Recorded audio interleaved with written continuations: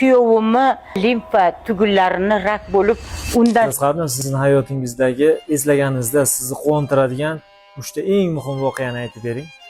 albatta kishini hayotida har doim qanaqadir eng quvonchli lahzalar bo'ladi.